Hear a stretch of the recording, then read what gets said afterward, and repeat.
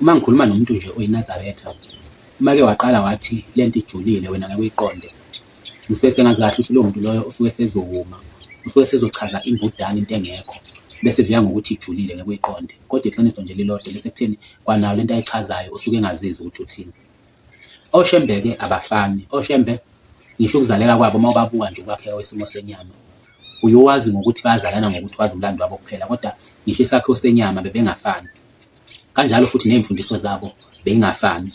Eqaleni ngesikhathi sivuleka inkolo yobuNazaretha ifika nomprofeti Isaiah Shembe. Umprofeti Isaiah Shembe wayechaze njengokuthi umprofeti.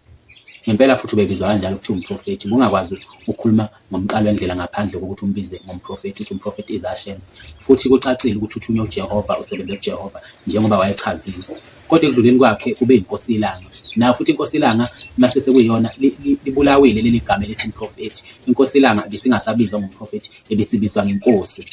Naye-ke wayidlala indima yakhe, wadlula kwaze kwaba inyanga yezulu, waze wazofika kuThixo lenkosazana. Kuthe mase sekudlule uThixo lenkosazana sekwela kuNyazi. uNyazi-ke lona-ke alibange sayibiza ngomprofeti futhi alibange sayibiza ngenkosi, kodwa uNyazi luvelelwa yabiza ngoNkulunkulu. Lapho usuyabona ukuthi njengamanje ama-title aseshintshe kwaze kwakathathu kuShembe. Kokuqala nje umShembe wokuqala waba umprofeti, oShembe abalandela babizwa ngamakhosi, kwathi uShembe wokugcina okuthiwa uNyazi lwezulu wayebiza ngoNkulunkulu. Kodwa kuthe mase sekulapho sase sesifuna thina ukuyibhanqa lento senze kungazi ukuthi into eyodwa, kungazi ukuthi uShembe oyedwa, kodwa uma usubalandela kahle, usubalalelisisa kahle, uyathola ukuthi bebengafani nemfundiso zabo bengafani. Yiyo lento edala ukuthi silwe-ke njengamanje njengoba siba kangaka.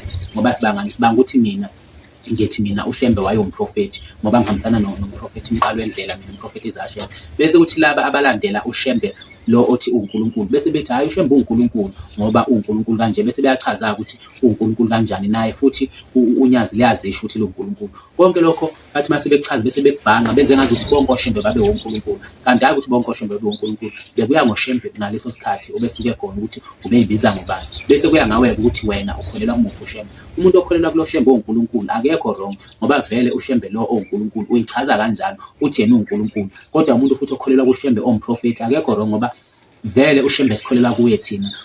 Isaiah Shembe vele wayesho njalo, wayethi umprofeti Isaiah Shembe. Manje wamusabi ukuthi lento buse ichaza kube ngazi ukuthi into ejulile, umuntu bese eqhamuka esethi hayi lento ejulile wena ngeke uyiqonde kahle kahle, uShembe wayeUNkulunkulu kanje kanje, uchaze nje izinto engekho engafani, yabona.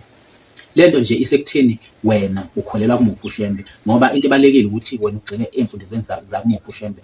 Yithi esiphika uShembe ukuthi uNkulunkulu ngenxa yokuthi sigxile kulo Shembe wayengasho ukuthi uNkulunkulu, wayethi umprofeti. Nawe futhi uma ugxile kulo Shembe uthi uNkulunkulu, gxila kuyena, musa ukuyibhanqa lento wenza ngazuthi into eyodwa, busufuna ukuyichaza, uchaza imbudane yonke lento leyo. Ake sifunde nje bafethu ukuthi sime kulo Shembe esikholelwa kuyena, ngoba ngisho ungabuka kulabo abakhona koShembe, ubuke uNyazi lwezulu, uzobuka inkosi incoyincoyi, uzobuka indonsa ukosi. Uyabona ukuthi labantu laba istrategy sabo senkolo asifani. Kubona khona uShembe uNkulunkulu, komunye uShembe angazi-ke noma lo indonsa ukosi angazi ukuthi uyibiza ngani yena, noma uyibiza ngenkosi noma uyibiza ngani, kodwa incoyincoyi yona ibiza ngenkosi. Uyabona ngisho oShembe abakhona ukuthi nabo futhi basebenzisa indlela engafani yokuzethula kubantu. Okubalekile ukuthi wena uhleli kumuphi uShembe, usebenza ngoShembe onaziphi imfundiso. Akufanele ngabe lento lena siyayibanga, noma akufanele ngathi ngabe wena uphoqelela ukuthi abantu uShembe abambuke ngale ndlela. Mina engimbuka ngokuthi uShembe umprofeti ngoba ngikulo Shembe vele owayumprofeti. Laba abambuka njengokuthi uShembe uyinkosi,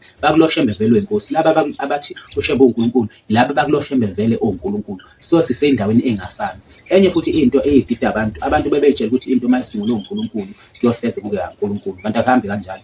Ngisho uSathane uqobo uyingilosi enkulu kaNkulunkulu, yayidala uNkulunkulu, kodwa wahamba wamhlubuka uNkulunkulu wayimela. Kodwa akushintshi ukuthi wayeyingilosi kaNkulunkulu edala uNkulunkulu. Manje abantu bayebecabanga ukuthi into mayisungulwe uNkulunkulu kusho ukuthi yohleze ingekaNkulunkulu. Into kuyenzeka isungulwe uNkulunkulu kuhambe uSathane eqhwage kube yakhe.